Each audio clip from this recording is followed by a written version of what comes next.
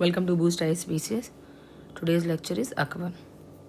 So Akbar born on 15 October 1542 in Amarkot at राजा वीरसाल, उनके palace में उनकी बर्थ हुई. सो अकबर को जो कॉरोनेट किया गया था, मतलब उनको जो ताज बनाया गया, वो कालानौर गुरदासपुर सिटी ऑफ पंजाब में ऑन 14 फरवरी 1556 को. उस वक्त अकबर की भी एज हुमायूं बाबर की तरह क्या थी, कम थी, लेस देन 14 थी एट दैट टाइम. तो जो शाह अब्दुल माली थे वो रिफ्यूज़ कर देते हैं कि अकबर को कॉर्नेट मत करो, मतलब वो मना कर देते हैं उसको ज्वाइन करने से, कि वो अकबर की जो कॉर्नेशन है उसमें वो नहीं आते हैं, ऐसे समझिए आप.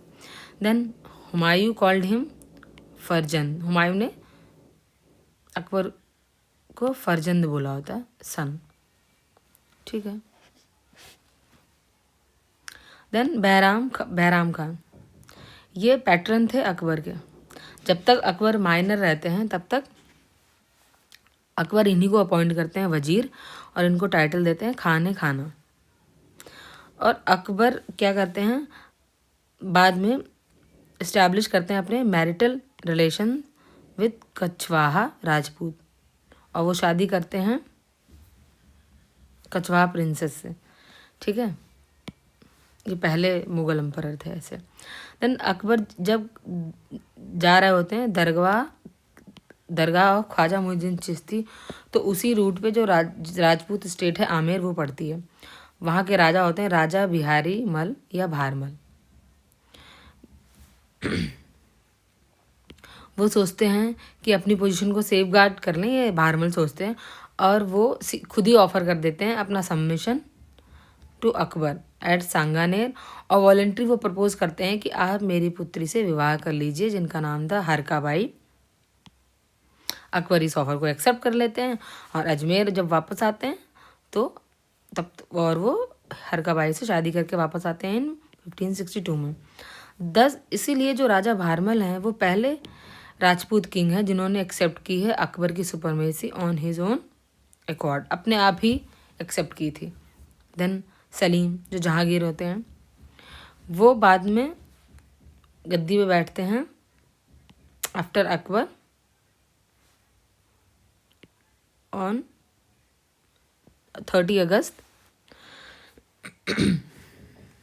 नो सॉरी, ये उनकी बर्थ डेट है. सलीम की जो होते हैं वो हरकाबाई और अकबर के ही बेटे होते हैं, सिंपल ये लिखा है.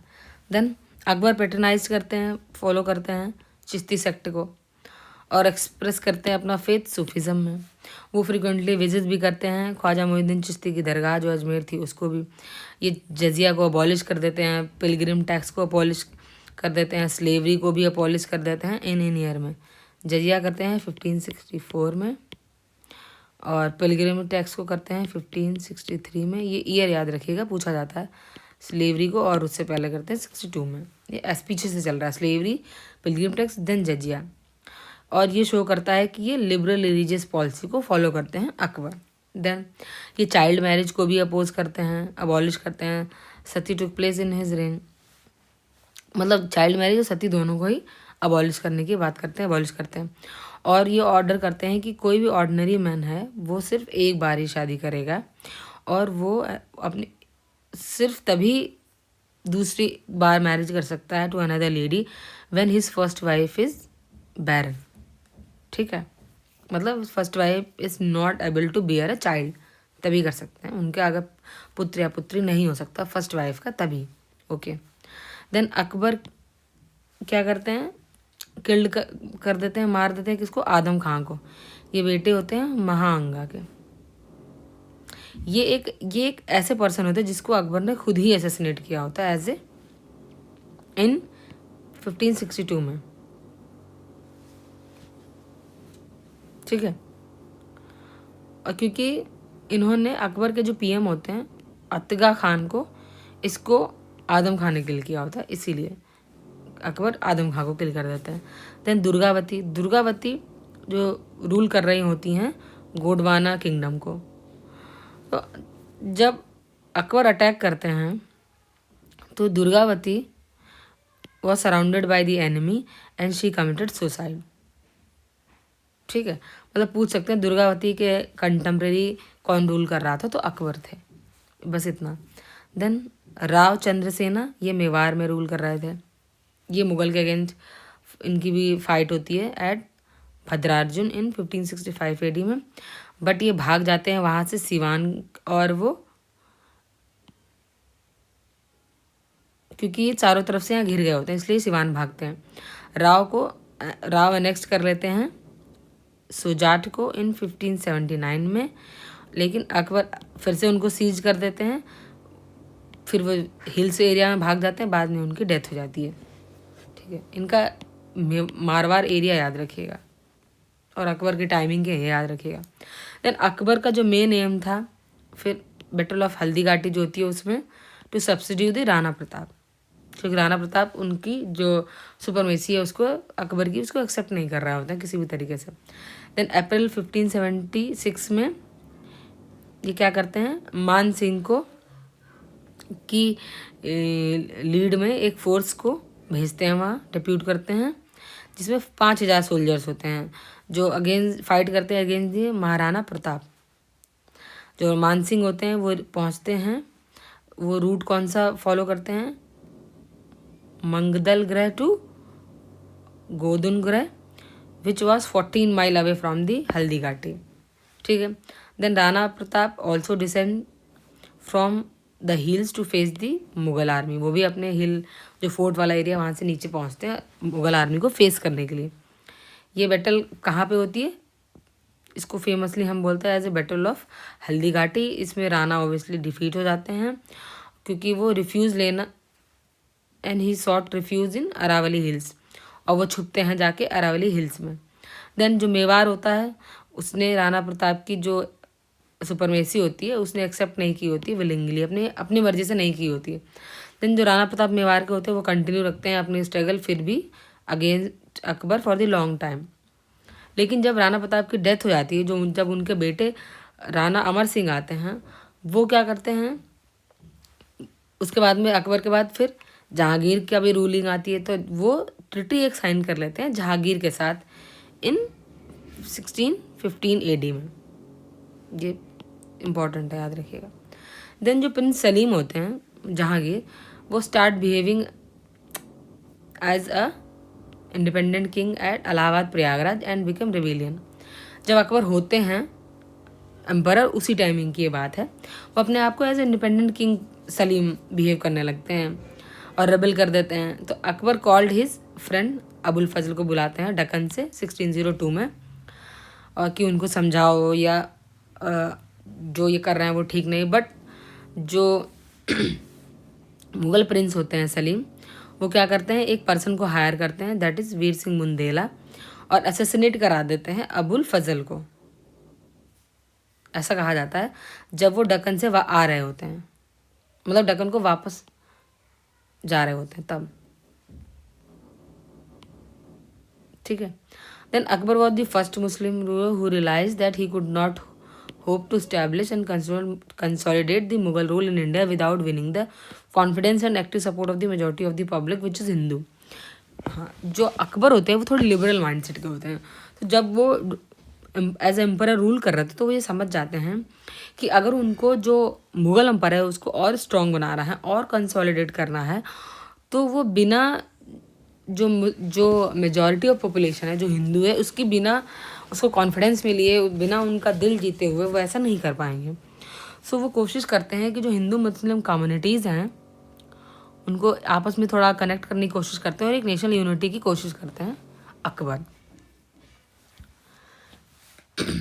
Then creditor establishment to found Mughal administration goes to Akbar.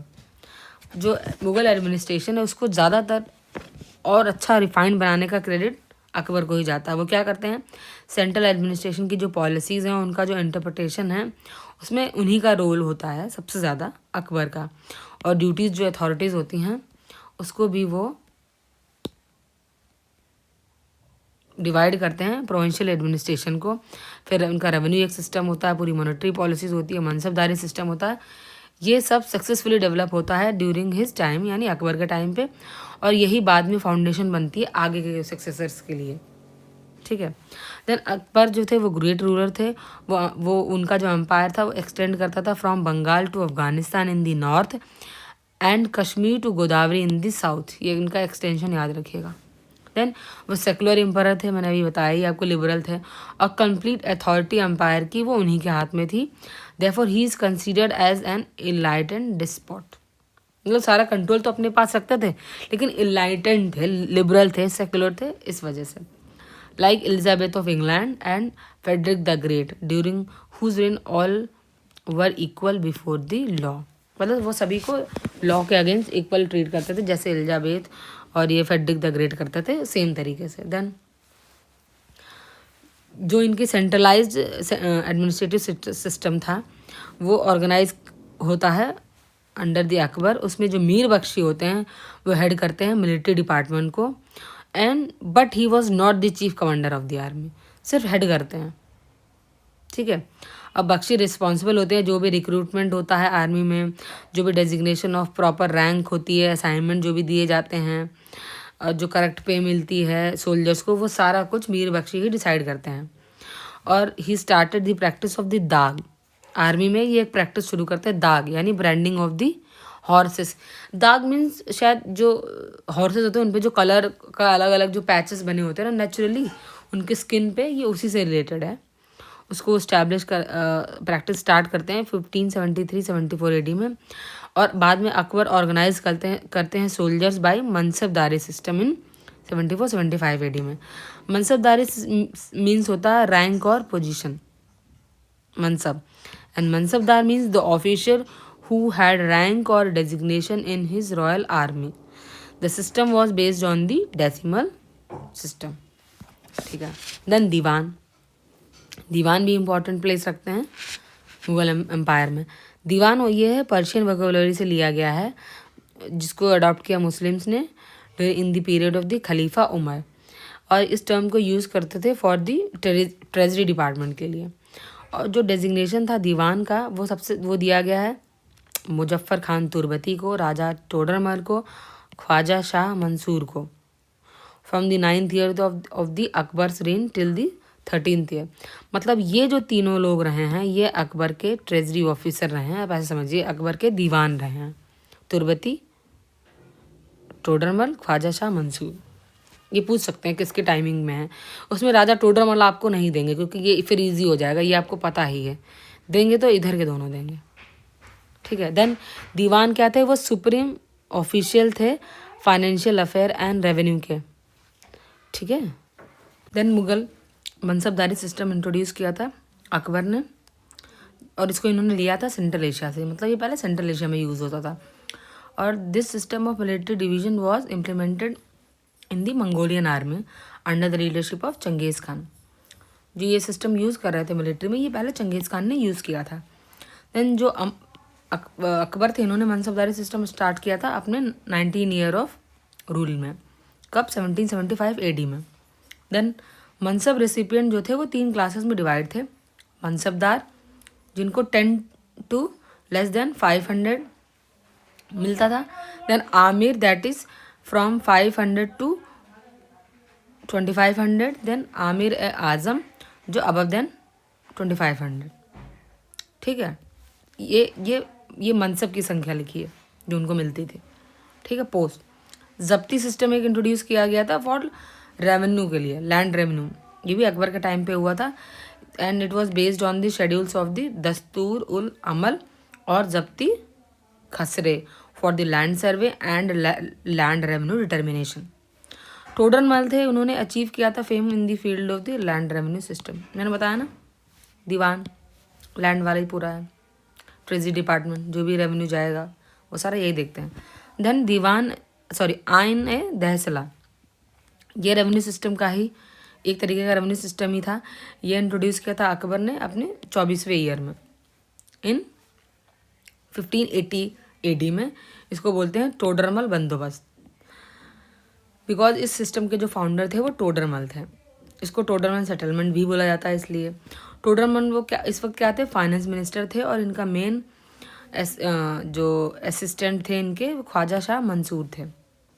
और इस सिस्टम के अंडर एवरेज जो प्रोडक्शन होती थी डिफरेंट क्रॉप्स की as well as average price availing over the last 10 years were calculated. Different production मतलब एवरेज प्रोडक्शन अलग अलग क्रॉप्स की उनका देखा जाता था, जो प्राइस हो रहा है 10 year में उसका एक एवरेज कैलकुलेट करके वही एज ए टैक्स लिया जाता था। और 1/3 of the average was fixed as land revenue for state, उसमें से 1/3 वो लैंड रेवेन्यू स्टेट को जाता था। और अकबर ने गुजरात को अपने अंपायर में मिलाया था 1572-73 AD में और स्टैब्लिश की दी सिटी फतेहपुर सिकरी बाद में। ठीक है। और कुछ हिस्टोरियंस हैं वो बिलीव करते हैं जो अकबर हैं उन्होंने बुलंद दरवाज़ा बनवाया था जब उन्होंने सिकरी जीती थी। तो बुलंद दरवाज़ा जो सिकरी में जो बना है उसको उन्होंने तब बनवाया था जब उन्होंने गुजरात जीता था, यानी खानदेश वाला एरिया। लेकिन जो पर्सी ब्राउन है वो बोलते हैं कि वो इन्होंने तब बनवाया था, यानी ये बुलंद दरवाज़ा फतेहपुर सीकरी वाला, जब उन्होंने साउथ को जीता था। तो दो अलग अलग व्यू हैं। ठीक है।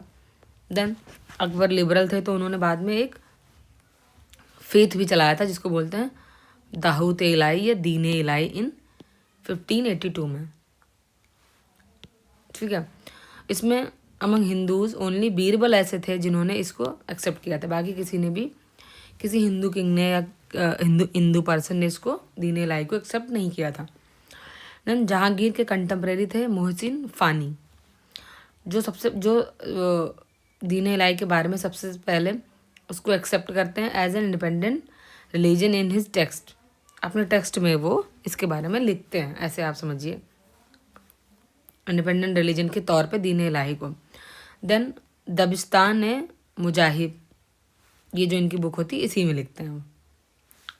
ठीक है।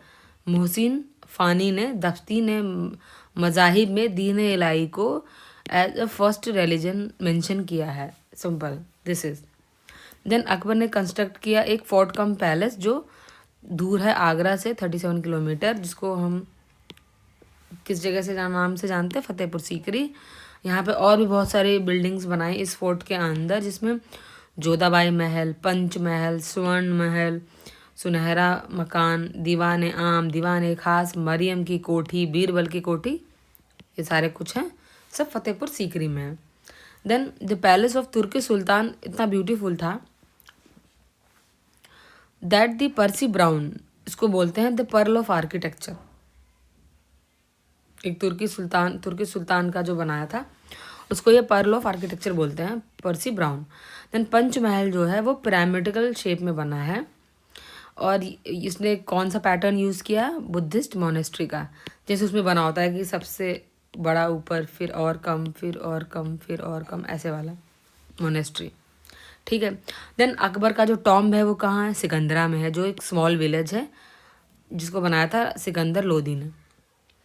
और अकबर ने बाद में इसका नाम क्या रखा था, Bahishtabad. And he commenced its construction plan but it was completed by his son Jahangir ने इसको बाद में कंप्लीट किया था। ठीक है। और ये जो टॉम्ब है ये 5 फ्लोर का बना है और इसकी स्पेशलिटी ये है कि डोमलेस स्क्वायर अपेक्स में बना है। अकबर ने इस्टेब्लिश किया था एक ट्रांसलेशन डिपार्टमेंट भी under the supervision of the poet Faizi. और अकबर ऑर्डर करते हैं कि जो महाभारत है उसको पर्शियन लैंग्वेज में ट्रांसलेट करो, क्योंकि पर्शियन उनकी कोर्ट लैंग्वेज होती है। फिर उसको ट्रांसलेट भी किया जाता है, फिर उसका नाम क्या रखा जाता है, Razmnama, with the joint efforts of the Badauni and Naqib Khan Faizi. ये दोनों लोग मिलके इसको ट्रांसलेट करते हैं। देन बदायूनी ने रामायण को भी ट्रांसलेट किया और फैजी ने ट्रांसलेट किया लीलावती को। ठीक है। देन मोहम्मद हुसैन जो ऑफ कश्मीर जो थे वो भी एक फेमस राइटर थे अकबर के कोर्ट के, जिनको अकबर ने ऑनर किया था विद द टाइटल जरी कलम। फिर हरि विजय सूरी जो जैन मॉन्क थे वो कुछ समय के लिए अकबर के कोर्ट में कुछ सालों के लिए रहे थे और बाद में अकबर ने इनको एक टाइटल दिया था जगत गुरु, हरि विजय सूरी को। और एक और जैन स्कॉलर थे जो मुगल कोर्ट में रहे थे, उनका नाम था जिन चंद्र सूरी। इनको अकबर ने टाइटल दिया था युग प्रधान। अब थोड़ा कन्फ्यूज़न हो सकता है, तो आप ऐसे याद रखिए कि जो हरि थे, हरि विष्णु जी को बोलते हैं, तो उनको हम जगत गुरु कह सकते हैं कि उनके ये सारी सारी चीज़ें उनके कंट्रोल में रहती है, आप इस तरह मान सकते हैं। देन जिन चंद्र सूरी, अब जो जिन और चंद्र आप ऐसे देख सकते हैं, जो जिन जो थे वो हम जैन के लिए यूज़ करते हैं, जैन के लिए ही यूज़ होता है। अब ऐसे आप समझ सकते हैं कि जो जैन जब फेथ आया था तो पूरे युग ही बदल गया था। बस थोड़ा सा शायद आपको याद रह जाए, मैं इसलिए एक स्टोरी टाइप बता रही हूँ। जिन चंद्र सूरी को युग प्रधान, सिंपल। आप चाहे तो इसको अवॉइड भी कर सकते हैं, but I am trying to make it simple as much as possible. Then जो इंडियन रूलर्स थे अकबर, वो कंटेम्प्रेरी थे क्वीन एलिजाबेथ फर्स्ट जो इंग्लैंड में थी उस वक्त। और जब ईस्ट इंडिया कंपनी बनी थी 1600 AD में, उस वक्त भी अकबर का ही एरा चल रहा था मुगल काल में। ठीक है, सिंपल ये वही लिखा है। देन अकबर के टाइम पे अब इंग्लिश मर्चेंट्स भी आते हैं कई सारे।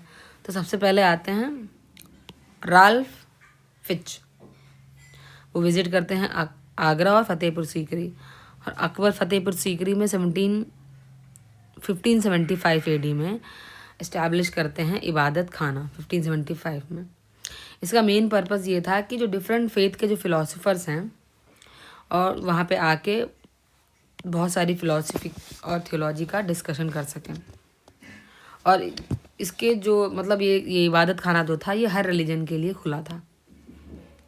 बाद में 3 साल के बाद में 1578 AD में इसको अदर फेथ के लिए भी खोल दिया गया था। ठीक है।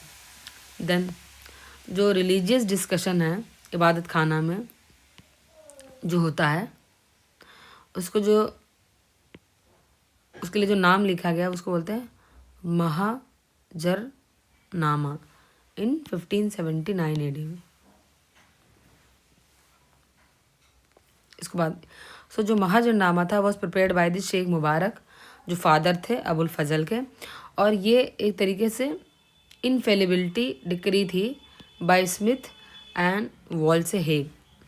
और अकबर को ये टाइटल देते हैं विद सुल्तान आदिल या Imam Adil after the issue of Mazhar. ठीक है। फिर अकबर लिबरल थे तो वो अदर फेथ के फेस्टिवल में भी पार्टिसिपेट करते थे, लाइक बसंत, होली, दिवाली, इनमें भी पार्टिसिपेट करते थे। देन लेन पुल जो रहे हैं उन्होंने बोला the unification of the Hindu king was the most common feature of the Akbar's time, but according to the doctor R.P. Tripathi Akbar was both a child of his era and a father. तो जिस चीज़ को शुरू करते हैं उसको वो अपने चरम पे भी पहुंचाते हैं, शायद इसलिए ये चीज़ अकबर के लिए यूज़ हुई है। ठीक है। दिल्ली सल्तनत के टाइम पे भी एक रूलर थे जिन्होंने होली सेलिब्रेट की थी। कौन है वो, आप कमेंट करके बताइएगा कि कौन वो थे। और वो तुगलक डायनेस्टी के अंदर थे, ये मैंने आपको हिंट किया है। ठीक है। So thank you for watching.